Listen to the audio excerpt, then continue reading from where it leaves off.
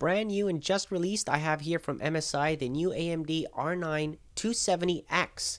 This is a 2GB Twin Frozr Gaming Edition graphics card using the latest GPU from AMD, and we're going to take a look at this beauty and see how it runs and compares to previous generations. This one comes pre-overclocked and boosted from the factory from MSI, so it's great for gaming. There's a few new things, of course, with the R9 270, revamped AMD graphics core next architecture supporting the new DirectX 11.2 API coming out, the Ultra HD 4K resolution ready, right? And of course, new AMD Crossfire technology via the hardware DMA engine. But look at the specs here based on the reference design of the card from AMD, and as you can see, this is a 256-bit card. I would say it compares to an HD 7870 or 7950, or maybe if you compared it to NVIDIA on the price, I would say that this is a 660 GTX NVIDIA comparison. And here it is, if you're looking at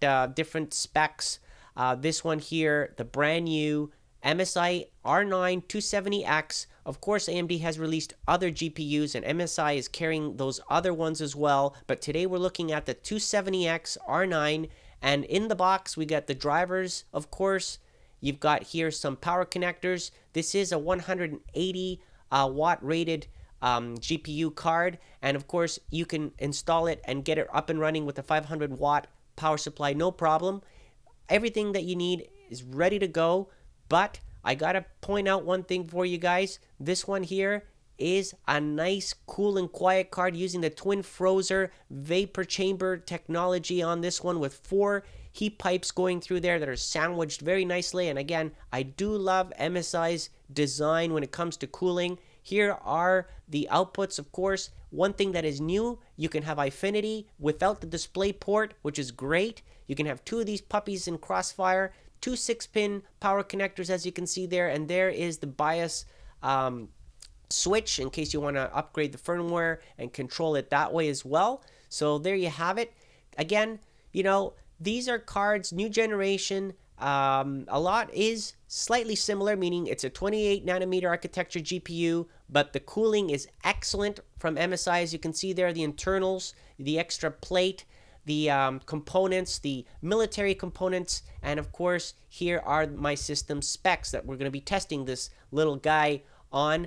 As you can see, top of the line AMD machine running a top of the line board, 16 gigs of memory, and of course the MSI R9 270X. Now let's talk about temperatures first. On idle, running the fan very cool and quiet.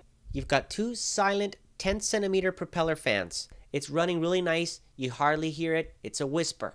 And on full load, about 70 degrees Celsius, and I mean full load. Now, it comes pre-overclocked, so overclocking it further doesn't really make too much of a difference. I calculated it by overclocking it from the default that you can see here is 1120, and I increased it to 1198 on the core, and then the memory from 1400 megahertz to almost 15, I'd say about 5 to 10 frames per second gain on my additional overclock. But benchmarks are really going to tell us here. 3D Mark Vantage GPU scores. You can see here how it compares when you get it out of the box, overclock it a little bit further, and it compares again. It beats the other types of cards depending on the tests. Now, of course, 3D Mark 11, widely used now. Here it is. Benchmarks are excellent. Again, without it being overclocked further. If I overclock it further, I'll beat other cards. But I mean, it came really close to the 7950 that I tested on this machine as well. In some cases, it beat the 7950. In some cases, it did not.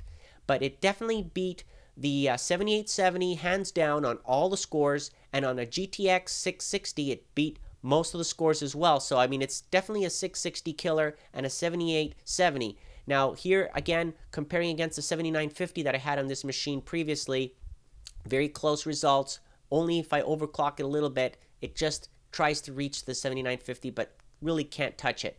But there you go. Again, here are some more Haven benchmarks, the 4.0 one, again running it on 2 different resolutions, 1080p, and then of course on Eyefinity on the 5760. Now again, I love the fact that I don't have to use a DisplayPort anymore to use the Eyefinity display. Now here we go, some games. Battlefield 4 open beta multiplayer. Yes, it's not final, but hey, why not try it and see how we do? There are the results. Again, very smooth on ultra high settings. As you can see right there, beautiful. Far Cry 3. Again, running this on ultra. Here are some benchmark results. Again, very nice, very smooth. And then, of course, let's look at some more games such as Tomb Raider. Tomb Raider, again, I've played this on ultra high preset settings, 1080p, those are the results right there. Then I played it on the Infinity mode as well, and I overclocked it a little bit. And then you get about 5 to 10 frames per second boost again, depending on how much you want to overclock.